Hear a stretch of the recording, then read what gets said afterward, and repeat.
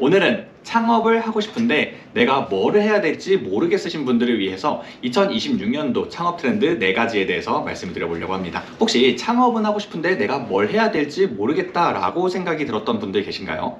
이런 분들을 위해서 2026년도 지금 현재 어떤 것들이 창업의 트렌드인지에 대해서 말씀을 드려보려고 하는데요. 현재 시장 데이터와 소비 트렌드를 바탕으로 제가 뽑은 창업 트렌드 4가지 한번 말씀을 드려보도록 하겠습니다. 창업 트렌드에 대해서 말씀드리기에 앞서서 우리가 일단 크게 2가지로 나눠서 설명을 드려볼 건데요. 첫 번째는 자본금이 있으신 분들, 그리고 두 번째로는 자본금이 적게 들어가는 소자본 창업을 원하시는 분들, 이렇게 2가지로 나눠서 설명을 한번 드려보도록 하겠습니다. 하나씩 제가 설명을 드리면서 장단점과 이거에 대해서 잘 맞으시는 분들이 어떤 분들이 잘 맞겠다, 이런 것들에 대해서 제가 같이 정리를 해나갈 테니까 영상 끝까지 꼭 시청 부탁드립니다. 첫 번째로 말씀드릴 거는 무인 점포인데요. 무인 아이스크림 가게, 무인 편의점, 길을 지나다니면서 많이 보셨죠. 근데 이런 흔한 것들을 말씀드리려는 건 아니고요. 2026년도 트렌드에 맞춰서 어떻게 진화하게 되었는지에 대해서 말씀을 드리려고 해요.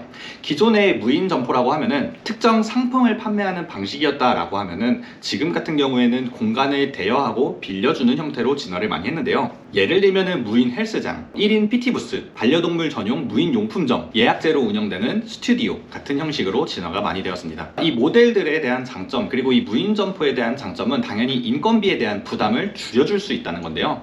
2026년도 지금까지 계속해서 최저임금이 오르는 시대이다 보니까 인건비에 대한 부담이 분명히 생겨나실 거예요. 그러다 보니까 사람이 굳이 상주하지 않아도 되는 이런 무인 점포가 계속해서 트렌드로 떠오르고 있는데요. 특히나 이런 무인 점포 같은 경우에는 내가 직장을 다니면서 혹은 다른 일들을 하면서도 N잡으로 갖고 갈 수 있다는 이점 또한 있습니다. 더군다나 무인 점포 시장 같은 경우에는 이미 프랜차이즈화가 많이 진행이 되어 있어서 내가 자본금만 있다라고 하면은 충분히 자동화 시스템으로 시작을 하실 수가 있다는 것 또한 장점인데요. 이렇게 좋아 보이기만 하는 무인 점포, 하지만 여기에도 분명히 현실적인 단점들이 존재해요. 그 중에서도 큰 단점으로 꼽히는 게 생각보다 자본금이 많이 들어간다 입니다. 무인 점포를 시작하게 되면 초도물품이 필수적으로 들어갈 수밖에 없고요. 그리고 무인 결제 시스템, 인테리어 등을 포함하게 되면 보증금을 제외한다고 하더라도 들어가는 돈이 5천만 원에서 1억 원까지도 들어가게 됩니다. 더군다나 점포를 운영하는 형식이다 보니까 상권 좋은 자리가 분명히 또 필요하겠죠. 그래서 이때 들어가는 보증금까지 생각하면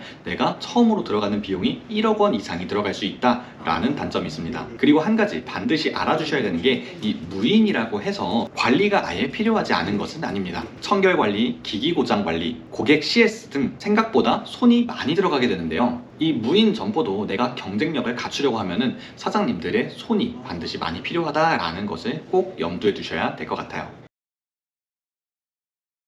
그래서 정리 한번 해드리면은 자본금이 있고 꼼꼼한 성격을 소유하고 계신 분들이 N잡으로서 갖고 가시려고 하면은 너무나도 좋은 사업이다 라고 생각을 해주시면 됩니다.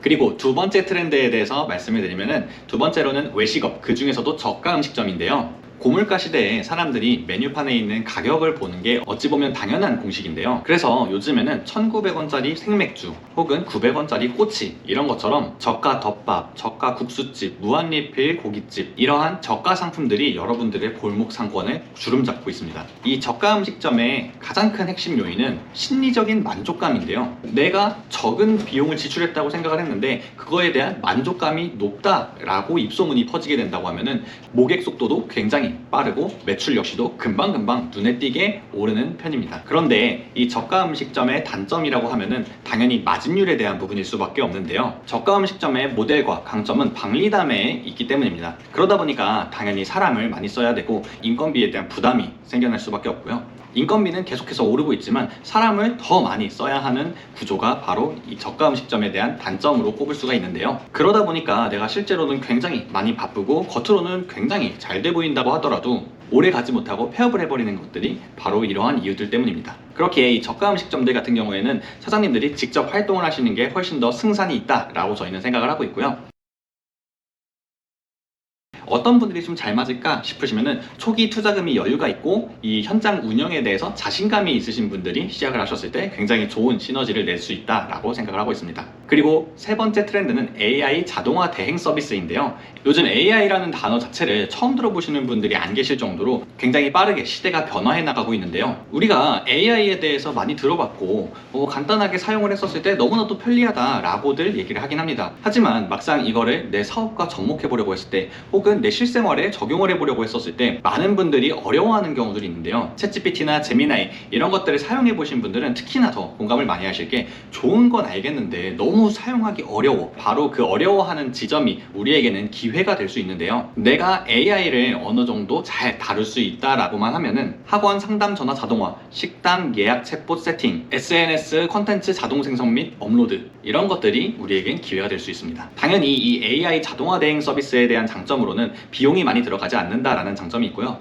두 번째로는 시간과 공간의 제약이 크게 없다라는 것입니다. 내가 노트북 한 대만 있다고 하면은 어디에서든 이 작업을 대신 진행해 드릴 수가 있기 때문인데요. 이 분야는 그만큼 매력적인 장점이 있는 만큼 치명적인 어려움이 하나 있는데요. 그것은 바로 전문성입니다. 시대는 워낙 빠르게 변하고 있고 그거에 맞춰서 AI 트렌드 역시도 빠르게 진화하고 있기 때문에 기본적인 기술 이해와 세팅 능력이 필수로 필요하게 됩니다. 그렇기에 준비하는 과정이 오래 걸릴 수밖에 없다. 그리고 내가 오래 준비했다고 하더라도 이 트렌드를 읽어내지 못한다고 하면은 크게 수익화를 하기에는 어려움이 있을 수 있다라는 것이 단점으로 꼽히게 됩니다. 그러면 어떤 분들이 좀 잘 맞을까 생각을 해봤을 때 IT나 마케팅에 관심이 많고 공부를 충분히 하신 분들께는 강력하게 추천을 드릴 수 있을 만한 업이다 라고 생각을 하고 있는데요. 그리고 네 번째 트렌드로는 노동 베이스 사업입니다.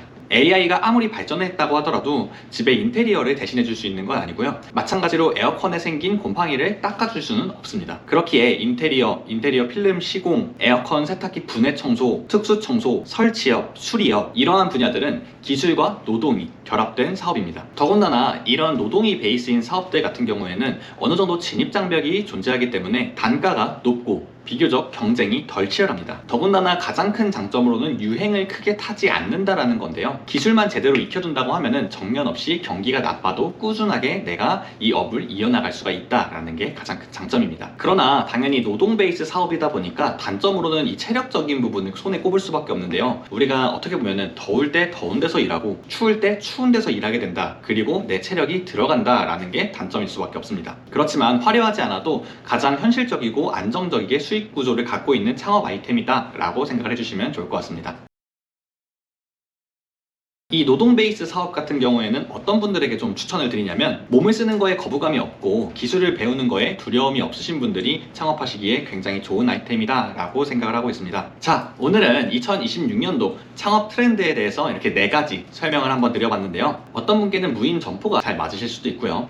또 어떤 분께는 저가 음식점들이 잘 맞을 수도 있고 또 어떤 분들께는 AI 자동화 대행 서비스가 잘 맞으실 수도 있고 또 어떤 분께는 노동 베이스인 사업이 더 잘 맞으실 수도 있습니다. 그런데 중요한 건 남들이 다 하는 트렌드니까 나도 한번 해봐야지, 유행이니까 한번 해봐야지 이런 마음이 아니라 지금 나의 자본 상황과 나의 성향 이런 것들을 종합적으로 고려해봐서 나한테 어떤 것이 맞을지에 대한 고민을 심도 있게 해보셨으면 좋겠습니다. 우리는 인생을 표현할 때 인생은 100m 달리기가 아니라 마라톤이다 라고들 많이 표현을 하는데요. 이 사업 역시도 그것과 마찬가지로 마라톤이다 라고 생각을 해주셔야 됩니다. 끝까지 나와 함께 가는 동반자라는 개념인데요. 이 영상을 보시는 분들께서도 너무 조급하게 생각하지 마시고 꼼꼼하게 준비하셔서 2026년도에는 꼭 원하시는 성과를 다 이뤄내시길 진심으로 기원하겠습니다. 오늘도 영상 끝까지 시청해주셔서 진심으로 감사합니다.